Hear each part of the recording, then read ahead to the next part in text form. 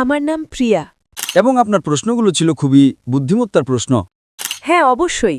MashaAllah, khalas. So if you believe, আপনি কি শাহাদা আরবিতে বলতে চান?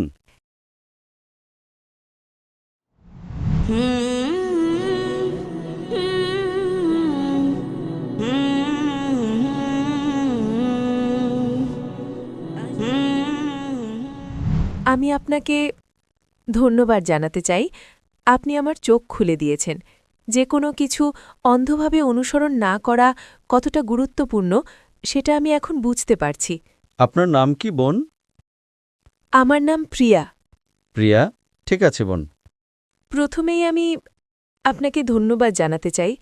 আপনি আমাকে বুঝতে সাহায্য করেছেন যে কোনো বিশ্বাস বা ধর্ম অন্ধভাবে অনুসরণ করা ঠিক নয়। মাশাআল্লাহ।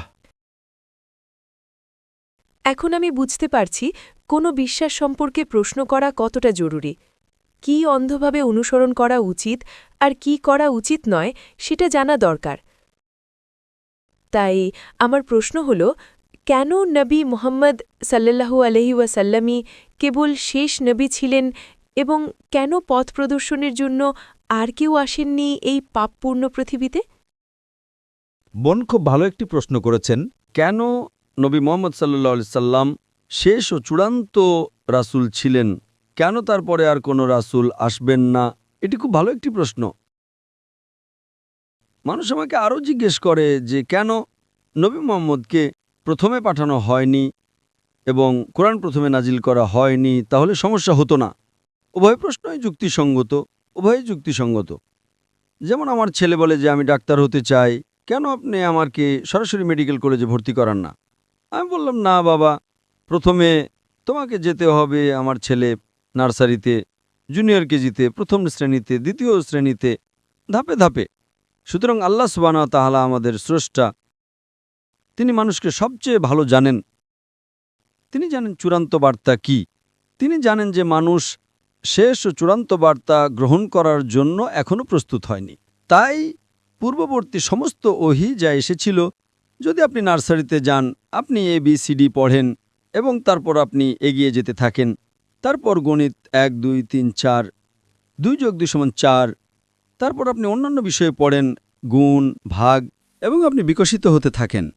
একইভাবে আল্লাহ সুবহানাহু ওয়া তাআলা জানতেন যে যখন মানুষ ছিল, প্রথমে তিনি তাদের বিকাশের উপর নির্ভর করে সহজ বার্তা দিয়েছিলেন এবং আল্লাহ মনে করেছিলেন 1400 বছর আগে সঠিক সময় ছিল যে এখন মানুষ বিকশিত হয়েছে কোরআন আত্মস্থ করার জন্য। কিন্তু কোরআনের সৌন্দর্য হলো আল্লাহ জানতেন যে মানুষ আরও বিকশিত হবে, কিন্তু নিম্নতম প্রয়োজনীয়তা ছিল কোরআন গ্রহণের 1400 বছর আগে। মানুষ সহস্র সহস্র এবং লক্ষ লক্ষ বছর ধরে আছে, আল্লাহু আলাম, আমরা জানি না। তাহলে আল্লাহ কি করলেন? আল্লাহ শেষ ও চূড়ান্ত বার্তা কোরআন এবং নাজিল করলেন শেষ ও চূড়ান্ত রাসূল সাল্লাল্লাহু আলাইহি সাল্লামকে। কারণ যখন শেষ বার্তা আসে তার একটা সময়কাল থাকে, এবং যখন শেষ রাসূল আসেন তিনি চূড়ান্ত রাসূল। সুতরাং আল্লাহ সুবহানাহু ওয়া তাআলা যখন তিনি শেষ ও চূড়ান্ত বার্তা নাজিল করলেন, আল্লাহ কোরআনে বলেন সূরা মায়েদা অধ্যায় নম্বর 5 আয়াত নম্বর 3, আজ আমি তোমাদের জন্য তোমাদের ধর্ম পূর্ণ করলাম এবং তোমাদের জন্য ইসলাম মনোনীত করলাম এবং তোমাদের প্রতি আমার অনুগ্রহ সম্পূর্ণ করলাম। আল্লাহ মানুষকে বলছেন এই দিনে, এটি ছিল কোরআনের শেষ আয়াত যা নাজিল হয়েছিল, আমি তোমাদের জন্য আমার ধর্ম পূর্ণ করেছি এবং তোমাদের জন্য ইসলাম মনোনীত করেছি। এখন আল্লাহ ধর্ম পূর্ণ করার পর নতুন কিছু যোগ করা যাবে না, কিছু বাদ দেওয়া যাবে না। যদি কিছু যোগ করা হয় তার মানে আগেরটি সম্পূর্ণ ছিল না। ঠিক আল্লাহ 5টি 10টি আঙুল দিয়েছেন, যদি আপনি একাদশটি যোগ করেন তবে এটি সম্পূর্ণ নয়। তাই আল্লাহ দিন পূর্ণ করেছেন এবং শেষ ও চূড়ান্ত ওহী কোরআন, শেষ ও চূড়ান্ত রাসূল মুহাম্মদ সাল্লাল্লাহু আলাইহি ওয়াসাল্লামের মাধ্যমে। এটা কোথায় উল্লেখ করা হয়েছে? যেমন আমি আমার বক্তব্যে বলেছি, সূরা আহজাব অধ্যায় নম্বর 33 আয়াত নম্বর 40-এ, মা কানা মুহাম্মাদুন আবা আহাদিম মিন রিজালিকুম ওয়ালাকিন রাসূলুল্লাহ ওয়া খাতামুন নবিয়্যিন ওয়া কানা আল্লাহু বিকুল্লি শাইইন আলিমা। যে নবী মুহাম্মদ সাল্লাল্লাহু আলাইহি সাল্লাম তোমাদের কোনো পুরুষের পিতা নন, তবে তিনি আল্লাহর রাসূল এবং নবীদের মোহর। এখন যখন আল্লাহ শেষ ও চূড়ান্ত বার্তা নাজিল করলেন, মানুষ বিকশিত হতে থাকে এবং আমরা কোরআন আরও ভালোভাবে বুঝি। বিজ্ঞান উন্নত হয়েছে, আমরা এখন যেভাবে কোরআন বুঝি, আমরা কোরআনের কিছুটা ভালো বুঝি কারণ বিজ্ঞান উন্নত হয়েছে, কিন্তু বার্তা একই। এখন যেহেতু বার্তা পরিবর্তন হবে না, তাই আমাদের কোনো রাসূলের প্রয়োজন নেই। তাহলে আল্লাহ কি করেন? আল্লাহ মুসলিমদের বলেন, মুসলিম উম্মাকে বলেন যে এখন তোমাদের দায়িত্ব যে বার্তা পৌঁছে দেওয়া। এবং আমি আমার আলোচনায় বলেছি, আল্লাহ সূরা ইমরান অধ্যায় নম্বর 3 আয়াত 110-এ বলেন, তোমরা সর্বোত্তম জাতি, মানুষের কল্যাণের জন্য আবির্ভূত হয়েছ। সুতরাং যেহেতু আর কোনো রাসূল আসবেন না, কারণ যদি কোনো রাসূল আসেন তাহলে একটি বার্তা থাকতে হবে। সুতরাং ওলামারা, দায়ীরা, যাদের অগাধ জ্ঞান আছে, এবং দায়ীরা যারা বার্তা পৌঁছে দেন, তারাই মশাল বাহক। তারা বার্তা পৌঁছে দেন মানুষকে বোঝানোর জন্য। তাই আমাদের দায়িত্ব বিশ্বের বিভিন্ন প্রান্তে যাওয়া এবং সমগ্র মানবজাতির কাছে বার্তা পৌঁছে দেওয়া। তাই কেউ বলতে পারবে না যে বার্তা আমাদের কাছে পৌঁছায়নি। এখন একবার চূড়ান্ত বার্তা সেখানে থাকলে আল্লাহ একটা সময়কাল দেন। আমরা জানি না পৃথিবী কবে শেষ হবে, তার একটা সময়কাল আছে। আমরা জানি না, আল্লাহ জানেন। কবে পৃথিবী শেষ হবে কেবল আল্লাহই জানেন। কিন্তু পৃথিবী ধ্বংসের কিছু আলামত আছে। হাদিসে ছোট আলামত এবং বড় আলামত আছে।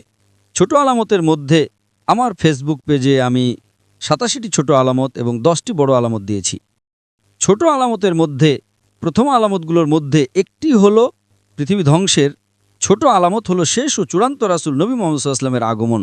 এটি একটি ছোট আলামত যে এখন পৃথিবী শেষ হতে যাচ্ছে। কিন্তু কত সময় লাগবে আল্লাহু আলাম। 100 বছর, 200 বছর, 1000 বছর, 10,000 বছর, আমরা জানি না।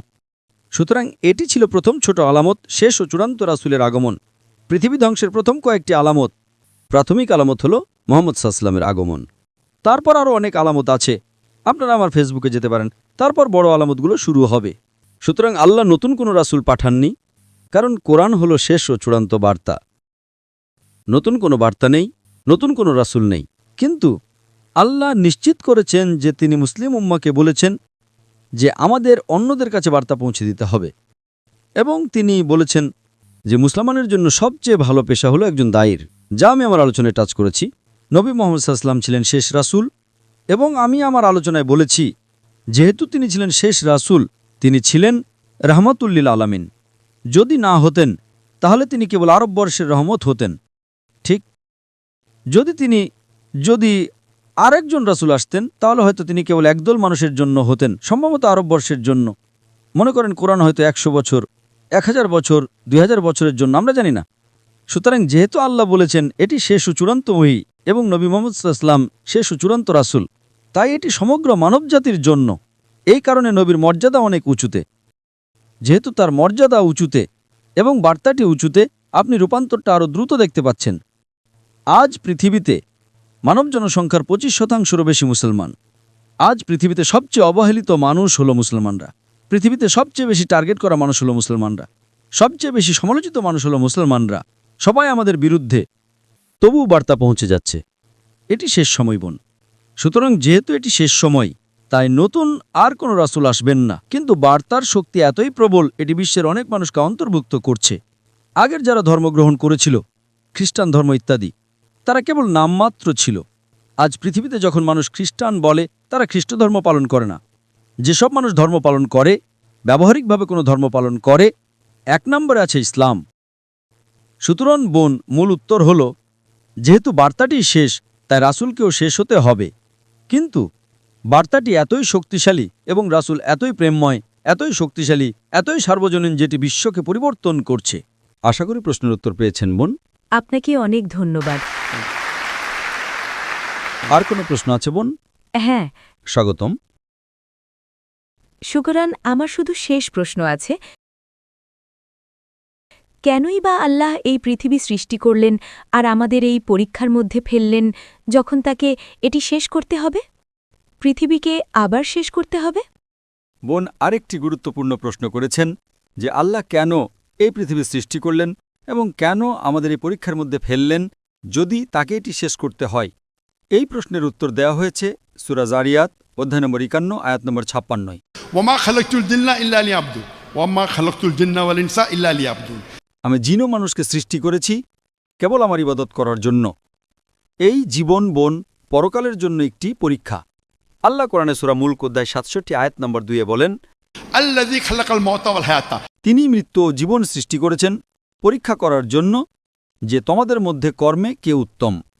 সুতরাং এই জীবন বোন পরকালের জন্য একটি পরীক্ষা।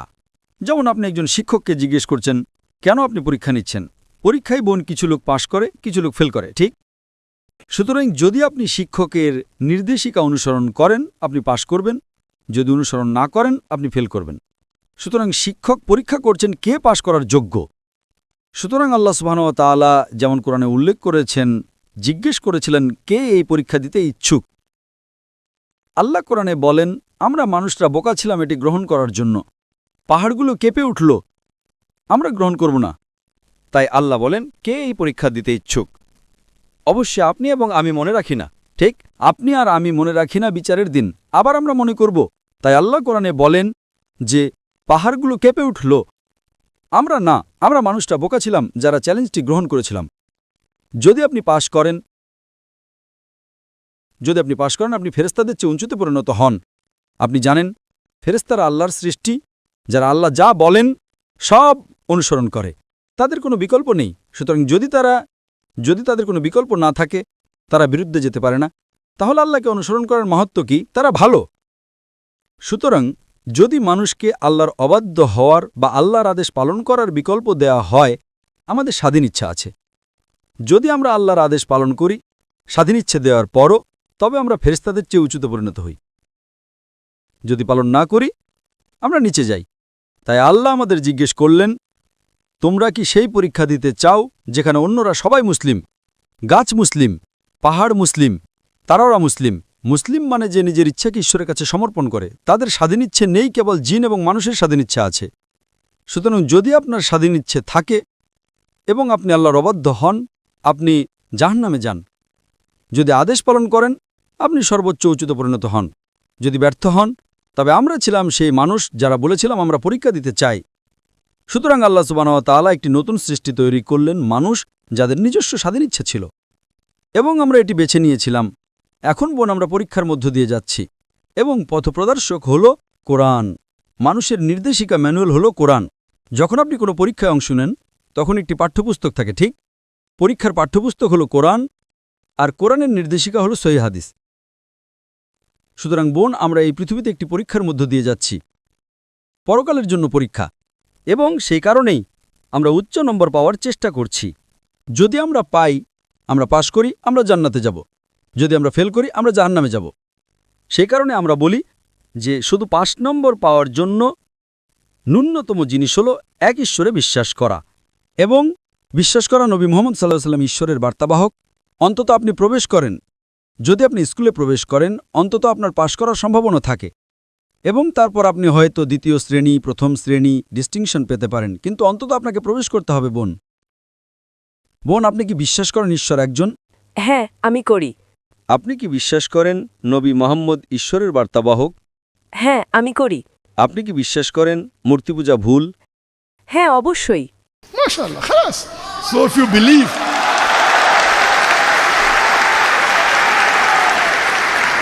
সুতরাং যদি আপনি বিশ্বাস করেন যে ঈশ্বর একজন, এবং আপনি বিশ্বাস করেন মূর্তি পূজা ভুল, এবং আপনি বিশ্বাস করেন যে নবী মুহাম্মদ সাল্লাল্লাহু আলাইহি সাল্লাম আল্লাহর রাসূল, তবে আমার মতে আপনি একজন মুসলিম।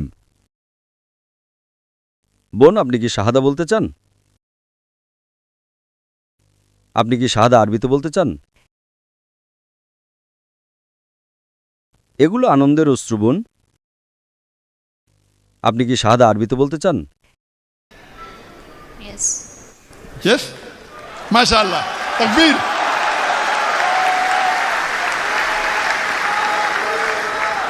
আশা করি কেউ আপনাকে জোর করছে না বোন। না।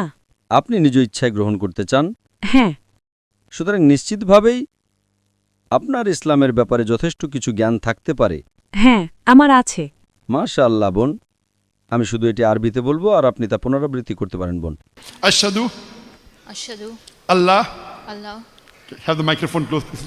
Allah Ashhadu Ashhadu Allah Allah ilaha ilaha illallah illallah wa ashhadu wa ashhadu anna anna Muhammadan Muhammadar abduhu abduhu wa rasuluhu. wa rasulullah. আমি সাক্ষ্য দিচ্ছি যে কোনো উপাস্য নেই আল্লাহ ছাড়া, এবং আমি সাক্ষ্য দিচ্ছি যে নবী মুহাম্মদ হলেন রাসূল এবং আল্লাহর বান্দা। এবং আল্লাহর বান্দা। तकबीर तकबीर तकबीर মাশাআল্লাহ বোন, আল্লাহ সুবহানাহু ওয়া তাআলা আপনাকে জান্নাতুল ফিরদৌস দান করুন এবং সত্যি আপনি একটা বাহাদুরি পদক্ষেপ নিয়েছেন এবং আল্লাহ সুবহানাহু ওয়া তাআলা আপনাকে আরও হেদায়েত দান করুন এবং তিনি আপনাকে সাহায্য করুন, কারণ আমি বুঝতে পারছি মাশাআল্লাহ যে আপনি ইতিমধ্যেই অনেক জ্ঞান অর্জন করেছেন এবং আপনার প্রশ্নগুলো ছিল খুবই বুদ্ধিমত্তার প্রশ্ন এবং মাশাআল্লাহ আল্লাহ সুবহানাহু ওয়া তাআলা আপনাকে দিনের আরও বেশি জ্ঞান দান করুন। তিনি আপনার পিতামাতা, আপনার পরিবারের সদস্য এবং আপনার বন্ধুদের সঠিক পথ দেখাতে সাহায্য করুন বোন। জাযাকাল্লাহ খায়ের বোন। আপনাকে ধন্যবাদ। माशाल्लाह